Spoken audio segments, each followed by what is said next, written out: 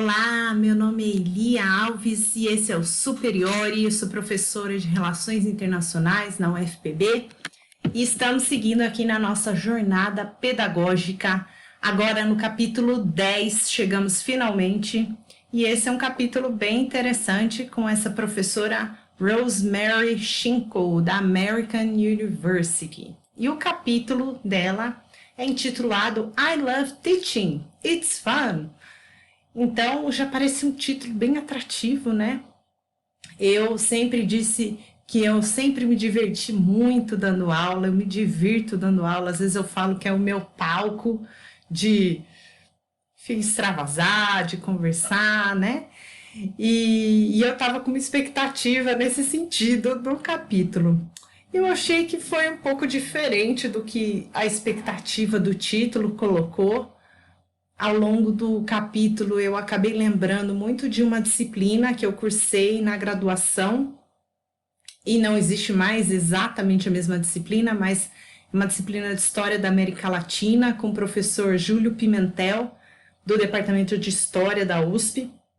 E eu coloquei aqui uma entrevista com ele, em que ele vai falar sobre o uso da literatura para ensinar, e coloquei também o programa da disciplina dele, que tem livros interessantíssimos, que são ficções, e ele há muitos anos usa as ficções para discutir história da América Latina. Então, como essa é uma disciplina que muitas vezes está nas matrizes de curso de Relações Internacionais, e não necessariamente só América Latina, mas você pode usar a questão da ficção para discutir qualquer outro tema, né?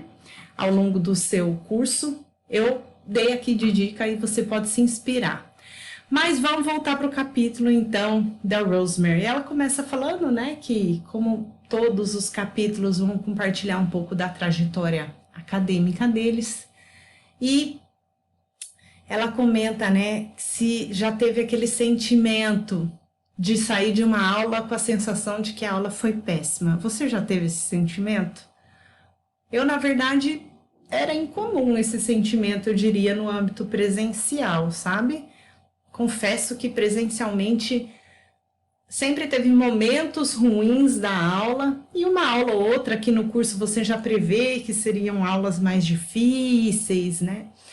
Mas eu confesso que no âmbito remoto tem várias aulas que acaba a aula e eu falo, nossa, que aula péssima, que aula difícil, que aula estranha. E eu conversando com alguns colegas, eu soube que esse é um sentimento que vários outros colegas compartilham, que eles dizem que às vezes eles fecham a aula, acaba a aula, e daí eles lembram de coisas que eles deveriam ter falado e não falaram, né? E a gente fica com esse sentimento, às vezes, de que a aula foi ruim. E você fica pensando, né? Ai, será que eu não consegui abrir para reflexão dos alunos? Os alunos conseguiram participar? Será que eu falei muito? Ou então, será que eu não soube conduzir a aula? Eu falei muito pouco e aí os alunos falaram muito e eu não consegui amarrar bem as ideias, os conceitos. Deveria ter trazido um exercício, deveria ter trazido um exemplo, um caso, deveria ter feito de outro jeito, deveria ter escolhido outro texto. Já aconteceu isso com vocês? Às vezes, quando os alunos já leram o texto, eu estou preparando a aula, eu fico pensando, nossa, por que eu escolhi esse texto? Será que não tinha outro? Tem aquele outro texto que teria sido melhor, né? E ela começa comentando isso em relação a essa avaliação do nosso desempenho em sala de aula, o que é algo muito positivo, né? Recuperando um dos capítulos que a gente discutiu do livro O que os Melhores Professores Fazem, What the Best College Teachers Do, do Ken Ben. Ele fala sobre a importância desse processo de autorreflexão, mas ela compara, né, como que a gente deve avaliar isso em relação a como nós nos sentimos ou em relação à experiência de aprendizado dos alunos, porque às vezes você mesmo tem a sensação de que foi uma aula ruim ou de que você falou demais, mas para os alunos aquela aula foi excelente e eles acompanharam super bem o raciocínio e foi uma ótima experiência de aprendizado. E o contrário também pode acontecer, né? Às vezes você tem a sensação de que a aula foi muito boa, de que você foi objetivo, você conseguiu alcançar os seus objetivos educacionais. E do ponto de vista dos alunos, talvez tenha sido um fracasso aquela aula e talvez até aquele curso. E ela começa discutindo isso, né? Como que a gente se avalia e em relação ao aprendizado. E ela começa falando que, assim como todos os professores, em geral, de ciências sociais, humanas, ela era muito adepta do método socrático, né? De você fazer perguntas e daí escolher entre o seu público ali, né? Algumas respostas e encaminhar na resposta que você já tem pré-preparada. Então, ela vem desse método socrático e ao longo do tempo, ela foi percebendo que talvez esse método não seria o melhor para desenvolver o aprendizado dos alunos. E então, ela começa a se entender, né, esse método como um regente de orquestra, que está ali, regendo uma orquestra aqui, né, dos alunos, só que sem perder o controle da aula. Então, você sempre, o regente da orquestra, consegue manter o controle da aula, né, seguindo a sequência que você quer que seja seguida, a música que seja tocada. Então, você já começa a aula sabendo onde você quer chegar, o fim. E ao longo do tempo, ela foi tentando mudar esse estilo para uma abordagem mais holística de ensino. E ela conta que não foi um caminho reto, né? Que ela falou, hoje eu acordei e vou conseguir estipular ou mudar o meu estilo de ensino. Ela fala que foi uma verdadeira jornada. Eu coloquei aí esse tracejado, curva e etc. E por que isso? Porque ela começa a entender que, na verdade, a experiência de ensino e aprendizagem, ela é um processo que ela deveria estimular a partir, talvez, da percepção, da compreensão dos alunos, e não necessariamente do que ela tinha por entendimento que seria exatamente o que os alunos tinham para aprender. Então, na abordagem dela é um pouco mais complexo, como a gente vai ver, mas ela vê que isso teve mais resultado, né? Então, ela começou a planejar cada aula como uma experiência de aprendizado.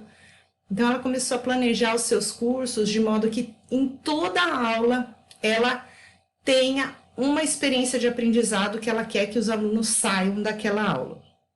Isso é interessante porque ela dialoga muito com um livro, apesar de não referenciá-lo, mas eu lembrei muito do livro do Fink, que fala sobre desenhar experiências significativas de aprendizagem. Esse foi um dos primeiros livros que a gente, como grupo, lá, que hoje é o Métrica, né, começamos a estudar, que reflete sobre como pensar a experiência de ensino-aprendizagem. É muito bom esse livro.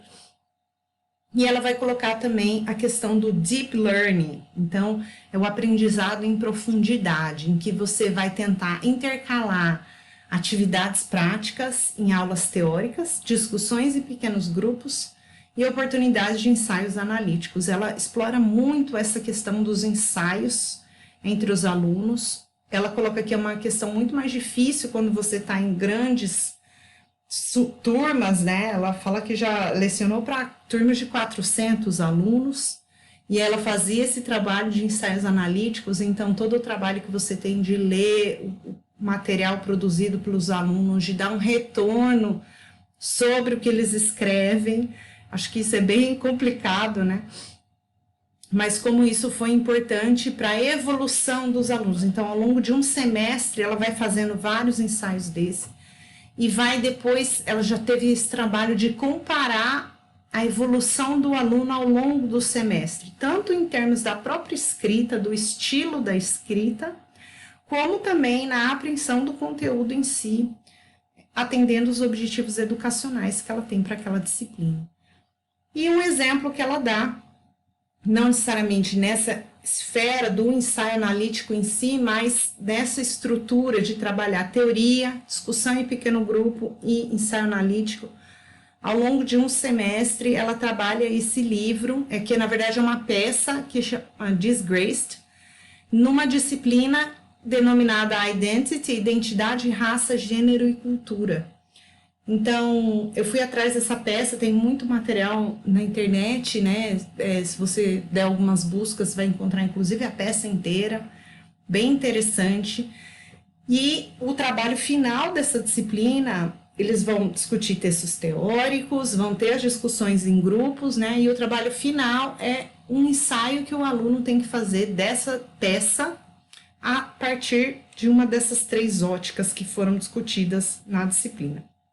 Então, isso é um exemplo do que ela considera hoje essa abordagem holística que ela tem trabalhado em relação ao aprendizado, a maneira como ela ensina. E aí ela vai fazer então um balanço de toda essa trajetória, de como ela evoluiu nesse sentido, né? O que foi de positivo e negativo. Então, do ponto positivo, ela coloca que os alunos parecem aprender mais. Ela nunca fez nada muito objetivo, quantitativo, mensurável em relação à melhoria do aprendizado, mas ela fala de análises qualitativas que ela foi fazendo em relação à leitura dos ensaios do aluno, percebendo a evolução de cada aluno ao longo do semestre. Então, ela também percebeu um maior engajamento nas aulas e desenvolvimento de habilidades para além do domínio. Então, isso é algo que vários professores colocam. Eu lembro de um dos primeiros capítulos, né, da jornada pedagógica, que ele fala que, na verdade, os alunos não aprendem nada no nosso curso, o que eles vão aprender mesmo são habilidades que, muitas vezes, para além do conteúdo. Então, ela vai partir, essa mudança, ela coloca também que parte um pouco dessa percepção também. Então, ela decide investir em treinar os alunos a escrever melhor, por isso ela se torna adepta dessa questão dos ensaios analíticos. Do ponto de vista negativo, é a reclamação de sempre, né? Dá muito mais trabalho, tanto na preparação como na correção. Então, por exemplo, adotar um estilo literário diferente do que estamos acostumados de trabalhos acadêmicos, dá trabalho, né? Você pesquisar, você ler obras literárias, poemas e poesias e narrativas, e no caso aqui é uma peça, então isso é algo que tira os professores e os alunos do lugar em relação àquilo que eles já estão acostumados a trabalhar ao longo da graduação. E se você quiser ter essa experiência de ler essa peça, ela é uma peça difícil e, ao mesmo tempo, torna-se um desafio, né, para os alunos. Então, por esse lado, ela é bem estimulante e é válido. Eu fiquei pensando, recuperando na minha graduação esse curso que eu fiz com o Júlio Pimentel. Eu fiz a avaliação eu lembro até hoje o nome do livro que eu fiz, que é o Noturno Chile, alguma coisa assim, do Bolanos, e falava sobre a ditadura chilena. Então eu lembro do nome dos personagens, eu lembro da história, e isso faz muito tempo, mais de 15 anos, talvez, 15 anos por aí. Então, é algo que vai marcar o aluno de alguma maneira, né? Sobre algum ponto que você queira discorrer. Por quê? Porque é muito diferente do que ele está acostumado a ter na graduação. Então, do ponto de vista prático, eu achei esse capítulo muito bom, porque ele dá um exemplo da disciplina, da metodologia, do que foi feito. Ela também sugere isso ao longo do semestre, mesclar atividades pesadas com intervalos, criar momentos de divertimento, talvez por isso ela colocou Teaching is Fun, né? E também para descontrair os alunos, estimular críticas ao texto, desconstrução de pressupostos, mas que os próprios alunos façam isso. Então, a importância de lançar perguntas, não necessariamente já vir com as respostas. E é isso, o capítulo de hoje. Ele está bem interessante. Quem trabalha com esses temas de raça, identidade, gênero, eu acho que é uma boa dica.